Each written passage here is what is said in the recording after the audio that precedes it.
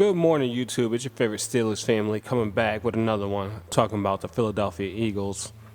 You know, we run Pennsylvania. I am Duck, and to my right, I have Juice. We have another win in the books. This is the first time the Steelers won 4-0 since 1978 and 79. Those were both Super Bowl winning years.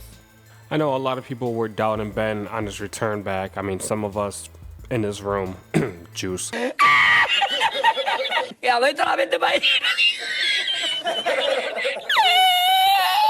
But I'm happy with his performance so far. On the year, I believe he's 10 touchdowns to 1 interception. So he's definitely throwing the rock, making good reads, good plays. Yeah, speaking of Ben having good days, he had another one today. He went 27 for 34, 239 yards, and 3 touchdown passes, all of which came from Claypool. Now, Claypool, our Canadian brother, got 7 receptions, 110 yards, a 15.7 average, and like Juice said, 4 total touchdowns, 1 rushing, and 3 passing. For weeks now, we have been saying Claypool's going to break out. Claypool's going to break out. Finally, Mcloud has arrived. Strangely enough, Mcloud was our lead rusher. He had 2 carries for 63 yards and an average of 31.5. James Conner, on the other hand, had 15 carries, 44 yards, and a 2.9 average and 1 touchdown. So Ebron came in with 5 receptions for 43 yards and 8.6 average, and unfortunately a fumble. But overall, I think Ebron is going to be a valuable asset to this team. How athletic he is as a tight end really could come in handy.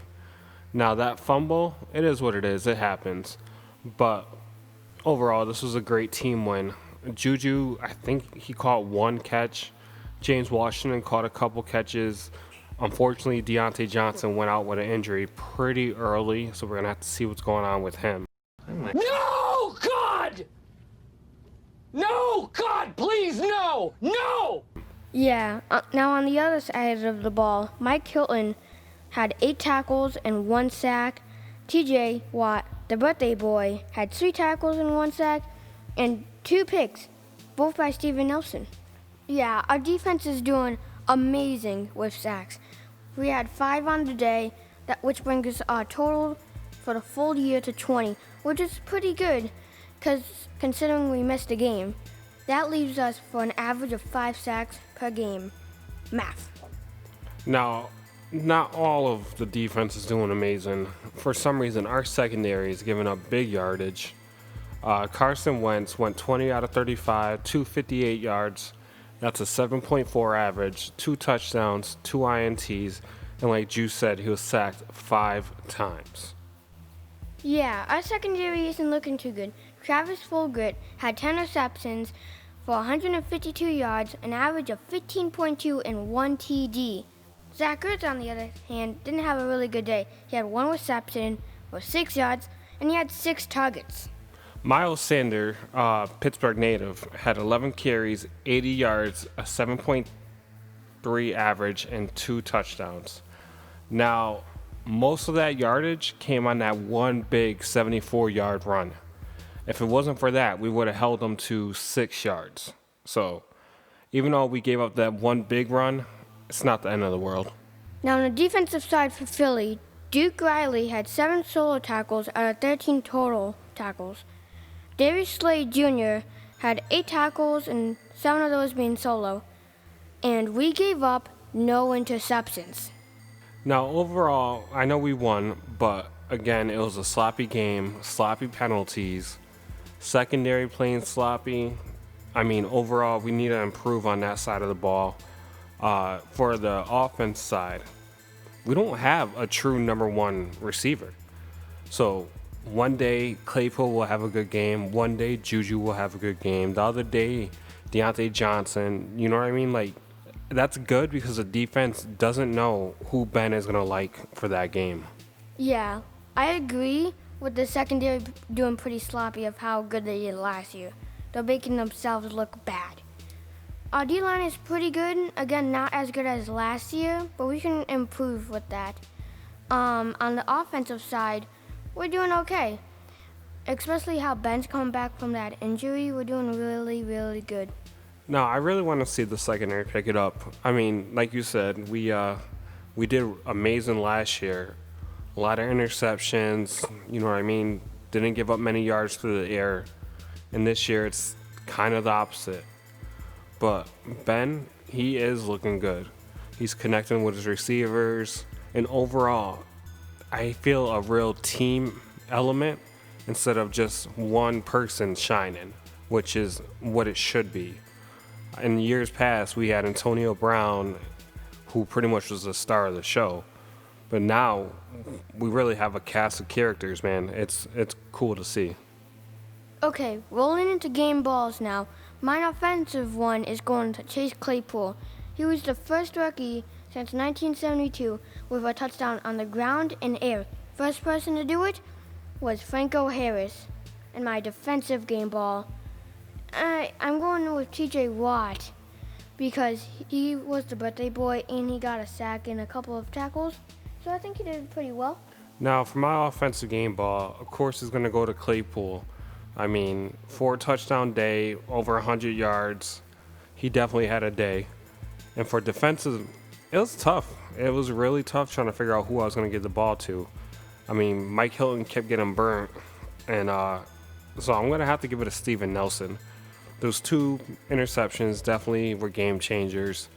Without those, I don't think we were winning. Okay, next week we are playing the Cleveland Browns, who seem to be heating up. Baker Mayfield has gotten better, and so has Odell Beckham Jr. They could be a threat. They could not be a threat. Find out on Sunday. Yeah, with the Browns, I mean, against the Colts, they definitely lit them up. The Colts were supposed to have one of the best defense, and you see how that game turned out. Beckham seems like he's finally catching on in the Browns system, even though the system keeps changing. But Jarvis Landry, Kareem Hunt, Baker Mayfield, those guys are dangerous. Not to mention, on the defensive side, we got Myles Garrett. So hopefully Ben doesn't get whacked with a helmet. Now, the Browns' record is 4-1. We're 4-0, which means if we lose this game, we could go from the first place in the division to the third place in the division. What? So it's a big game. Yeah, but history is not on the Browns' side. The last time the Browns beat the Steelers at Heinz Field was in October 5th, 2003. Well, hopefully we take another win and we get to 5-0. But for this game, I feel like Ben is going to stay true with around 250 passing yards. That's right around what he's been at. I think the leading receiver is going to be JuJu because now Claypool is going to get the attention from the defense. Connor's not going to top 100 yards again. And our defensive leader will be T.J. Watt with 2.5 sacks. Okay, so I'm agreeing with you that Ben gets over 200 yards, but I don't see him getting more than 230. So that's around what I think he's going to get. And I agree, Connor's probably not going to top 100 yards. It's pretty upsetting, but yeah. The leading receiver, in my opinion, I think is going to be James Washington. Because now the Browns are going to think we need to cover Claypool, and we're going to have a safety and maybe a cornerback most of the time covering JuJu.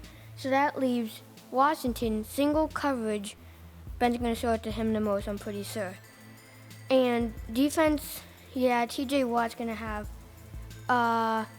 2 sacks. And the score prediction, I think it's going to be 21-19 Steelers. Yeah, I don't know, man. The score, I agree. I think we're going to get 21 points. I hope we hold them to 19, but I can see the Browns pulling it off. I'm going to say 21-23, a very close game, and it's going to come down to one final play in the fourth quarter.